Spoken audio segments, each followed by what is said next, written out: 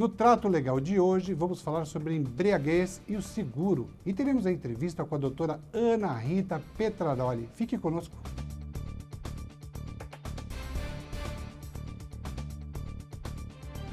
Trato Legal é um programa da GRTV, que é um canal de debate e notícias sobre os temas relacionados à gerência de riscos. Eu sou Paulo Alexandre e participarão da bancada conosco Francisco Galiza, que é o nosso consultor econômico, e Ana Rita Petraroli, da Petraroli Advogados. Doutora Ana Rita, como você vai? Tudo bem? Eu vou bem, Paulo. E você, Galiza, como vai? Tudo bem também? É um prazer estar aqui com vocês. Olá, Galiza, tudo bom com você? Como é que você está? Tudo bem, Paulo. Prazer estar aqui com a amiga Ana. E quais são os seus comentários econômicos, Galiza? Paulo, Ana vai falar dos aspectos jurídicos envolvendo a embriaguez e ligado também ao setor de seguros, né? Mas em termos econômicos é um tema muito pesado, né? Embora a lei seca tenha melhorado as coisas, já tem mais de 10 anos, se você faz uma pesquisa dos números, né?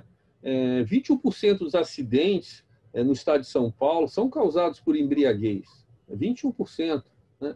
55% dos mortes em acidentes de trânsito causados por embriaguez têm entre 18 e 24 anos. Então, é um assunto muito sério, é um assunto de saúde pública e é um assunto também que influencia diretamente o mercado de seguros, como a gente vai ver daqui a pouco. Doutora Ana Rita, e qual é a situação do seguro e da embriaguez? Como os tribunais têm se comportado? Nos seguros de automóvel, essa embriaguez também estava pacificado no sentido de que não haveria cobertura nem para o segurado, nem para terceiros, em caso de embriaguez do segurado acima daquele nível permitido pela lei seca, né, pela legislação de trânsito. No entanto, recentemente, essa jurisprudência também está sendo modificada e foi novamente revisitada, em especial pelo ministro Cueva, que decidiu que no seguro de automóvel deve haver uma divisão.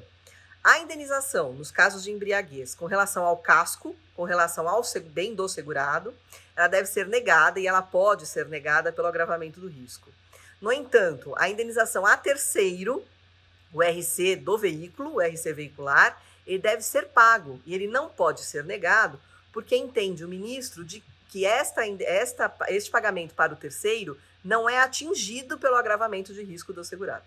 Então, ele cria aí uma divisão e entende que, se no seguro de pessoas o terceiro recebe, o beneficiário recebe a indenização, não obstante a condição de embriaguez, no seguro de automóvel, este terceiro tem a mesma capacidade de ser receptor dessa indenização do que no seguro de pessoas. Então, hoje, o entendimento que a gente tem suspenso é esse. É isso que está para ser uniformizado no Superior Tribunal de Justiça. Muitos dos estados, a maioria dos tribunais estaduais, eles excluem a cobertura nos casos de automóvel, desde que o segurado esteja embriagado em níveis superiores àquele determinado pela lei, e determinam o pagamento no seguro de pessoas, a não ser que a seguradora comprove que aquela embriaguez naquele grau causou a morte do segurado. Então, hoje é este o panorama que a gente tem, ou seja, é o panorama da indecisão. Ana, eu tenho uma pergunta para você. Eu acho que isso é como se fosse uma pergunta, você perguntar para o economista qual vai ser a cotação do dólar daqui a 6 meses, né? Vai ser dificílimo de responder. Minha pergunta é o seguinte: o que você espera que possa acontecer nessa jurisprudência que você falou que é tão difícil definir agora, nos próximos anos, né?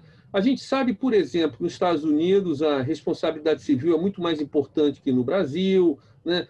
Se você pudesse definir, olha, Galiza, eu acho que uma ou duas grandes tendências que esse mercado está se dirigindo nos próximos anos, em função disso, o que o setor de seguros poderia fazer, se preparar em relação a isso? É uma pergunta dificílima, enfim, eu não sei como é que você vai sair dessa, mas, enfim, fica o desafio para você aí. Realmente é uma pergunta extremamente difícil, porque, como eu costumo dizer, a jurisprudência ela é mutante, né? O que atualiza a nossa lei, as nossas legislações, para serem atualizadas, elas demoram muito tempo.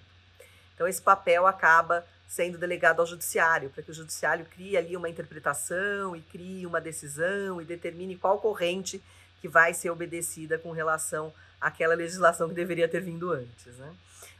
Eu acredito muito no equilíbrio, né? Embora eu ache que algumas determinações elas têm vindo um tanto errôneas o que me preocupa muito, porque no seguro, se você tem um desequilíbrio, você ou torna o produto inacessível ou para o segurado, ou impossível para a seguradora, e o produto simplesmente deixa de existir.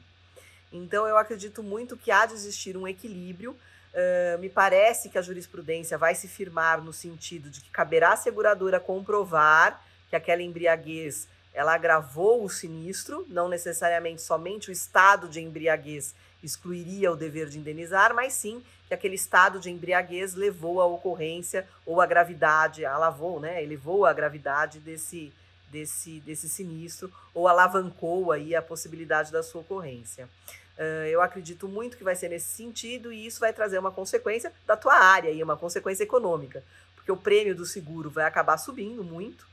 Num congresso recente, no ano passado, foi dito que o seguro iria, em média, de R$ 2.500 para R$ 7.000, o seguro de automóvel, para você ter uma ideia da proporção e do impacto que isso traz para o setor, se esta cobertura para embriaguez fosse decidida pelo tribunal como devida, não importa o fato, mesmo estando embriagado, a indenização há de ser paga. Porque aí, do ponto de vista jurídico, é importante que a gente leve muito isso ao tribunal, e a gente tem tentado fazer esse exercício com uma certa repetição, é que a culpa dentro do processo ela é um pouco diferente da culpa dentro do seguro, né?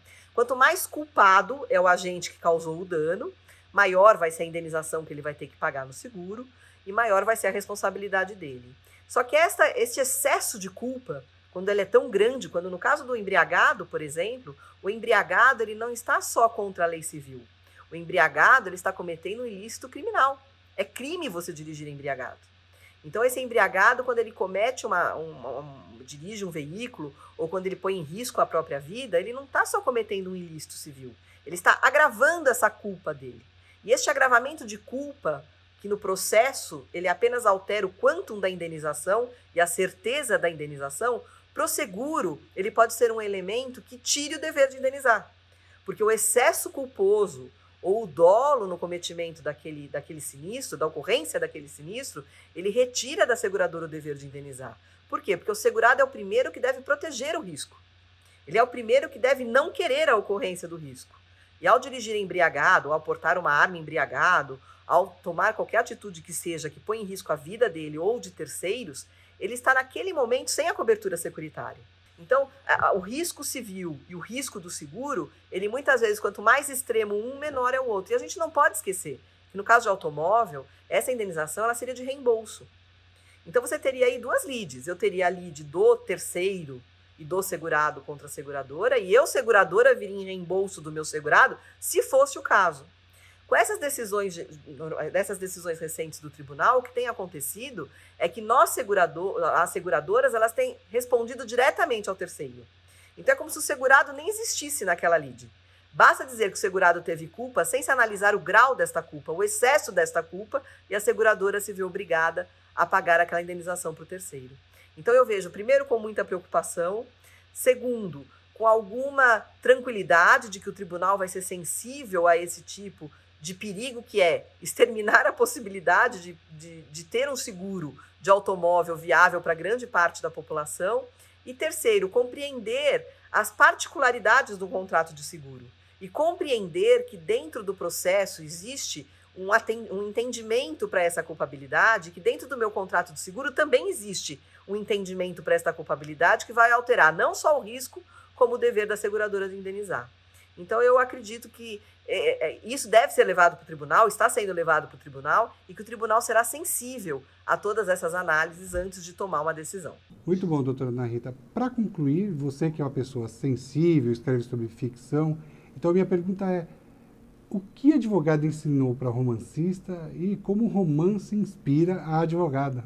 Você sabe que ser advogado é um grande desafio para quem é romancista, porque o advogado ele fica preso ali nas fronteiras do processo. Quando você está fazendo um texto jurídico, você não pode criar, né? Você não pode criar uma obra de ficção ali. Você está completamente adstrito aos fatos, aos acontecimentos, às provas, à legislação, à jurisprudência. E a ficção permite que a sua mente aí divague, que você possa criar e que você possa inventar e que você possa tornar aquela realidade mais interessante do que de fato ela é.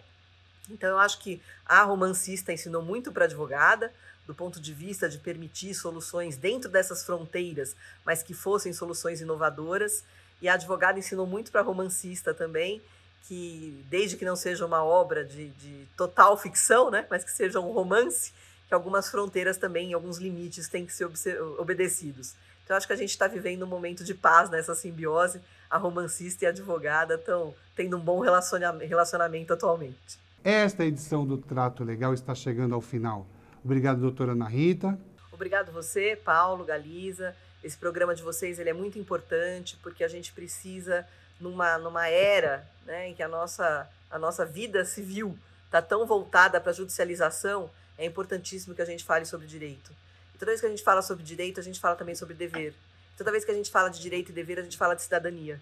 Então, é de uma importância fundamental que a gente traga esses assuntos para discutir com a sociedade de uma maneira simples, de uma maneira direta, de uma maneira em que traga a importância de cada um desses assuntos de uma maneira que todo mundo possa entender. Porque eu acho que a justiça ela só existe quando é compreendido o pedido e quando há compreensão na decisão.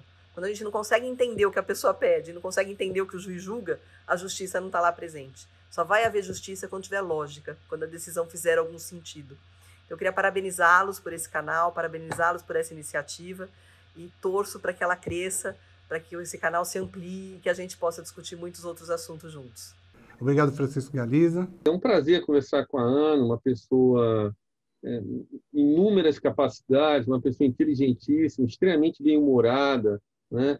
E vocês não viram o que a gente riu aqui fora da gravação, vocês viram como foi uma gravação bem-humorada. E realmente foi muito bom estar aqui com ela e com você hoje, Paulo. E obrigado a todos que assistiram ao programa. Espero vocês em nossa próxima edição. Um forte abraço a todos e fiquem bem.